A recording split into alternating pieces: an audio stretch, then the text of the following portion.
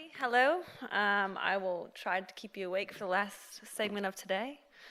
As I said, I just wanted to say thank you very much to Nell and the organizers for G2Z. It's been fantastic. The other speakers have been fantastic. I've learned so much, and I hope you guys can learn a bit about us as well. So today I'm just going to be talking about who we are, our challenges, meeting those challenges, and again, our goal and the future.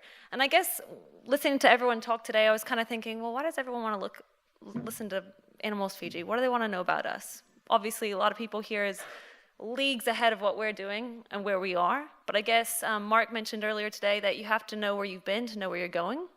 So therefore, I guess this is a look back into what used to happen here, or what used to happen in a lot of places 40 years ago. So I'll just explain. Animals Fiji is still quite young and new. Some of you, Francine said they've been around for 80 years. We're still fresh. We've only been around for 3. But we've got 2 locations. We've got a location in the main clinic and shelter in Nadi. So that's a population on Viti Levu, which has a population of about, the whole population of Fiji is about 850 to 900,000.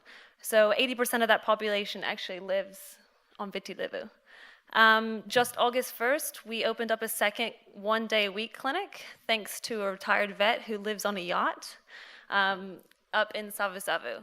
That's still having a few bumps and bruises along the way, but we're at least getting some welfare, animal welfare up there in Vanuatu. The other thing I was going to mention is that the area that we service probably is for a population of about 600,000. Majority of the population, the biggest city is in Suva, and that's where SPCA Fiji is. And we actually originated, and I'll talk about this in the next slide, we actually originated from SPCA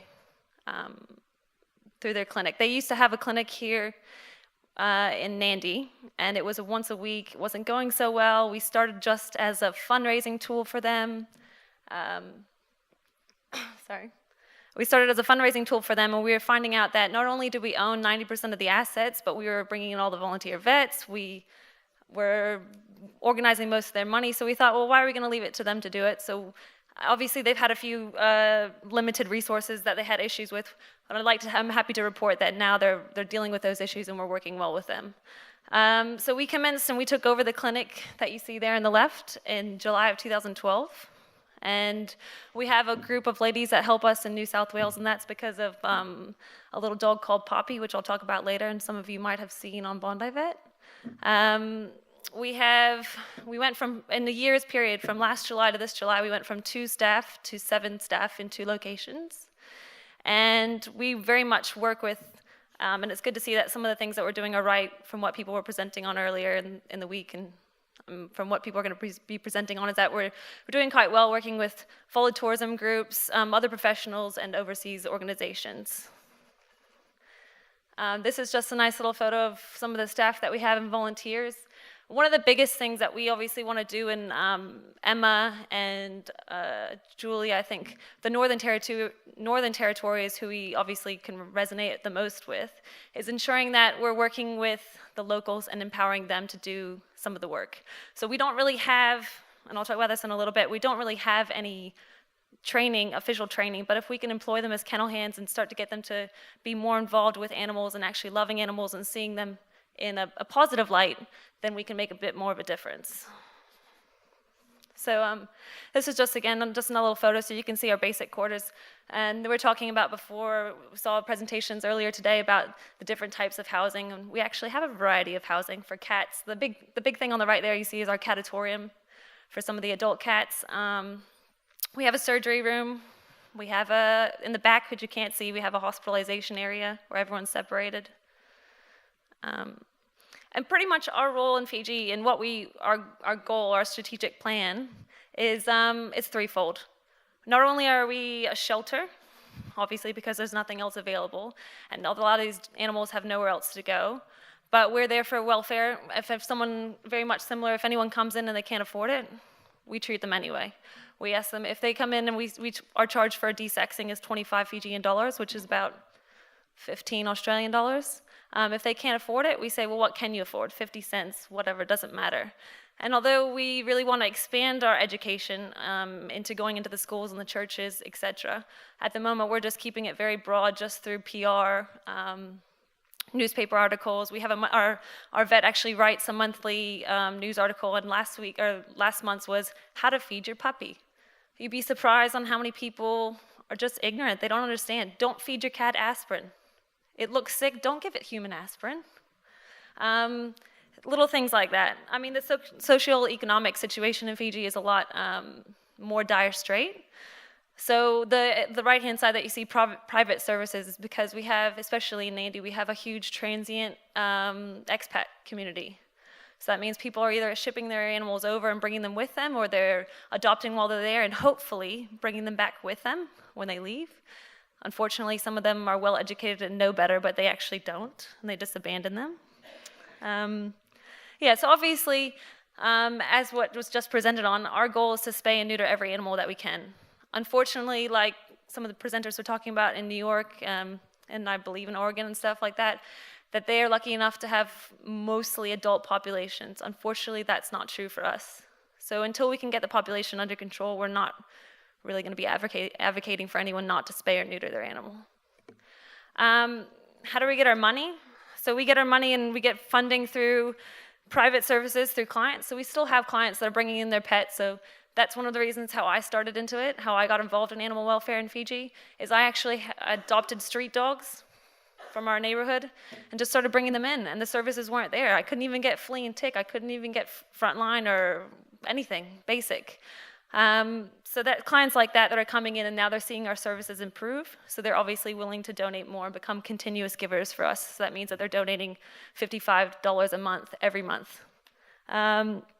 We have a few fundraisers and donation drives, so people are donating through those dinners or functions, etc. Or if someone doesn't want to donate through a monetary way, they can actually donate by dropping off bags of rice or tin fish, or I don't know, dog food. Dog food is actually really rare and hard to find in Fiji, so we try to give them a bit of a recipe of how to make dog food from home, which is kind of ironic because back in the States now, and I know at home in New Zealand, people are learning recipes to make homemade dog food now anyway.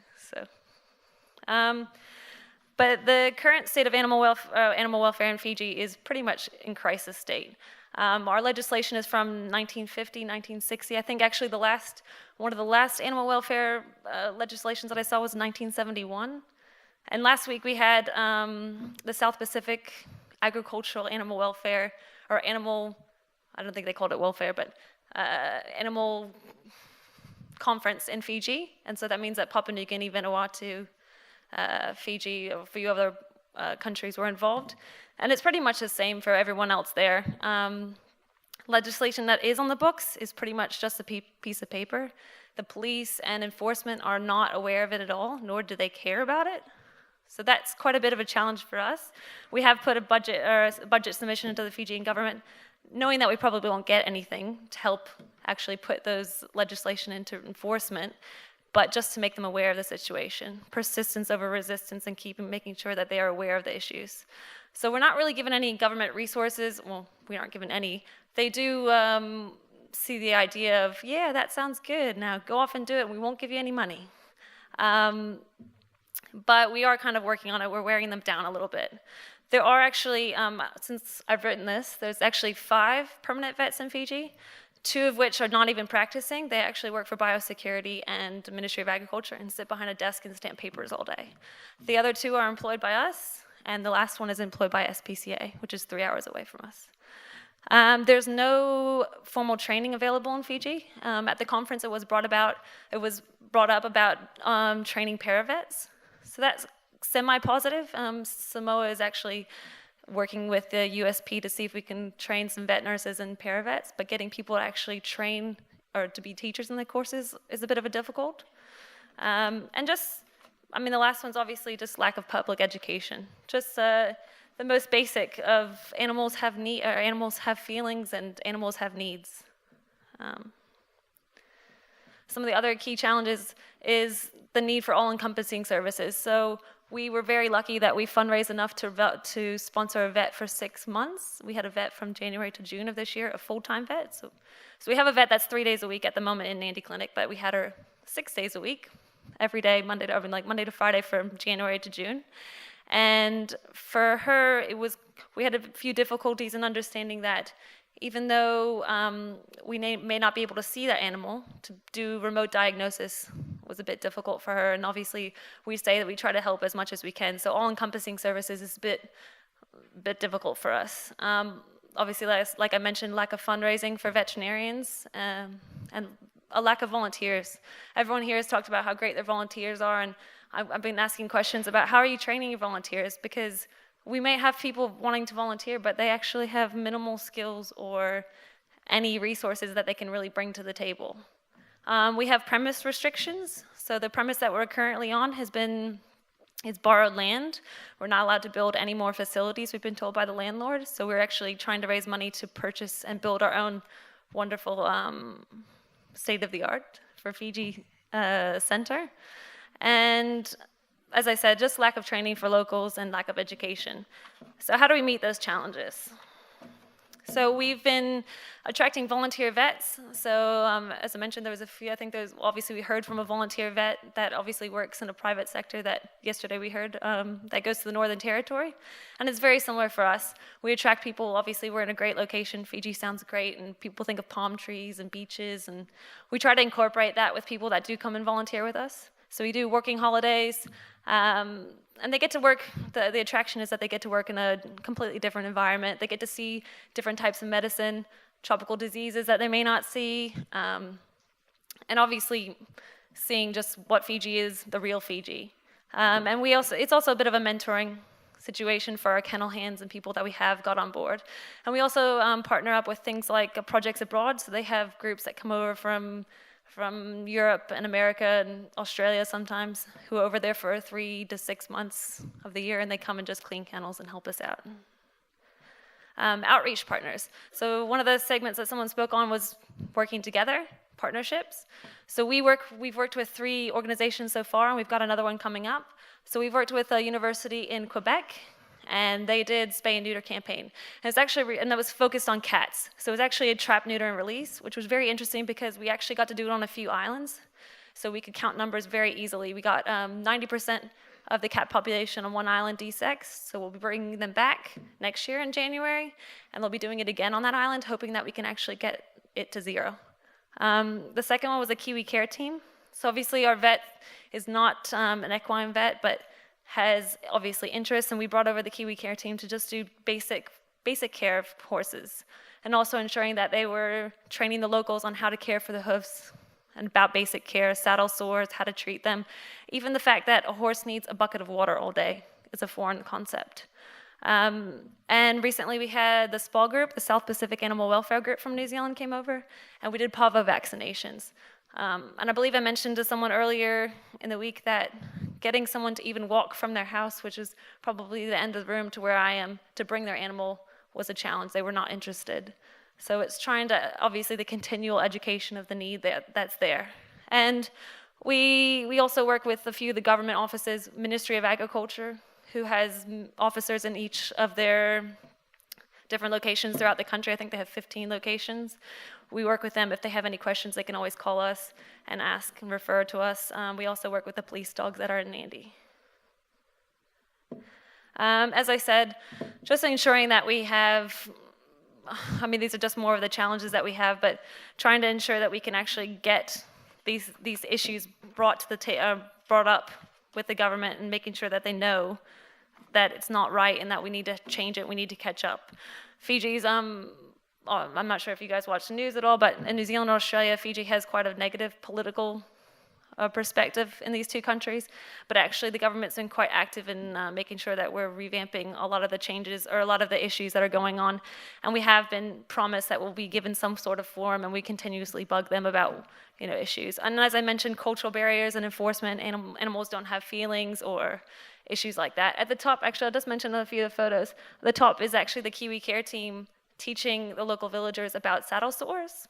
And since a lot of these remote villages, they can't go without using their horses, we came up with a way to use a padding. So we had a pad that's like this, and we cut out a circle in the pad and then put it under whatever they were using, their blankets or their saddle, which seems to be working and helping it heal better. I just also wanted to mention, I know that no one has this issue here in Australia, New Zealand, or even America because paraquat is illegal, but one of the other big challenges that we face is poisoning. And not only any type of poisoning, but with paraquat.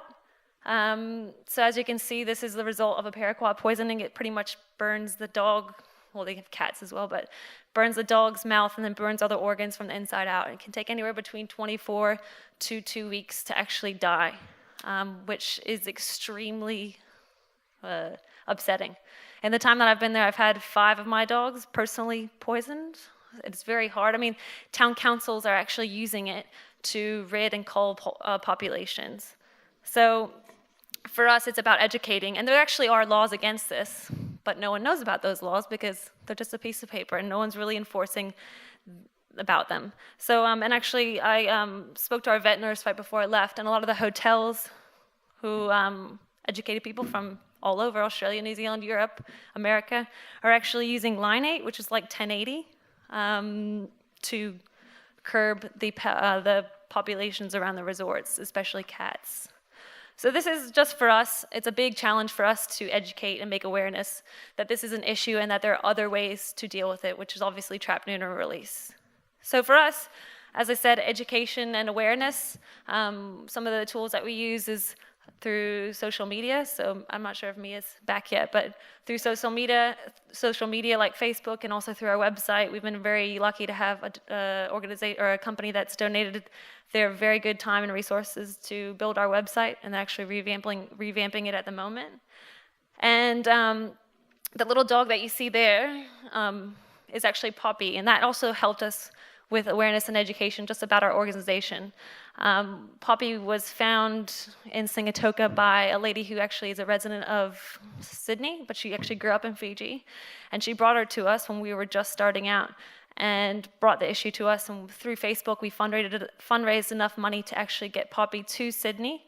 And through Facebook, Bondi Vet actually picked up the story, and we actually got Sash to reconstruct her nose. So if you look in the little handbook that everyone was given, she's with me in the handbook photo, and it has her nose reconstructed. And that was done by Sash pro bono.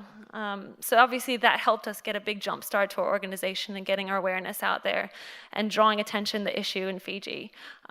We had to be very careful about when we exported the issue of Poppy to Australia, because that's obviously Australia and New Zealand, that we didn't make Fiji look in a bad light. And we also promised the owner of Poppy that we wouldn't come and get him if he gave him to us.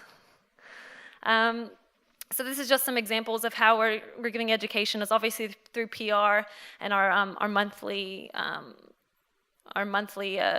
educational about what to do with your animals. So horse care is the one we had the Kiwi Care team do with us, and I mentioned the one this month was how to feed your puppy.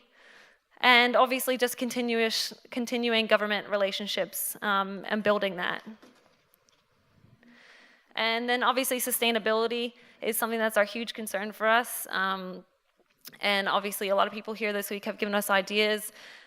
We've got some really good things that are actually coming up. We're working with a spa, a pet spa, or a spa in Fiji, and they're actually developing a 100% natural pet spa Fiji line. So that's hopefully something that we can export to the markets that actually afford it, and that will 100% go profit. The 100% of the profits will go towards us. We also have other ideas that we're working on, but obviously I've learned a lot from what people have been saying this week about sustaining our organization and sustaining animal welfare in Fiji in general. Going forward, obviously you guys can see it's been an extremely challenging and busy year for us. But our long-term vision is to be able to offer free spaying and neutering, and obviously free services for those that can't get it. And also ensuring that if you're remote, obviously there's heaps of miles and kilometers between our clinics and people and where they actually live and where the need is. So if we can actually do more and more outreach programs. This coming month in October, we have a group from the Northwest Vet Ventures coming out to actually do a traveling desexing campaign. We're doing 2 weeks. We're hoping to do quite a few dogs and cats. And obviously, we in the future are hoping that we can actually make Animals Fiji a Pacific Island veterinary care place. So, the long-term goal will be a training facility for veterinarians and animal welfare carers in the South Pacific. Obviously not for New Zealand, Australia, but for Vanuatu and Papua New Guinea, etc. And that's it. Obviously, I just wanted to say that I know that a lot of you, this presentation wasn't about everyone feeling bad or, oh, poor Fiji, but obviously to look at where we've been and hopefully where we can go. Thank you.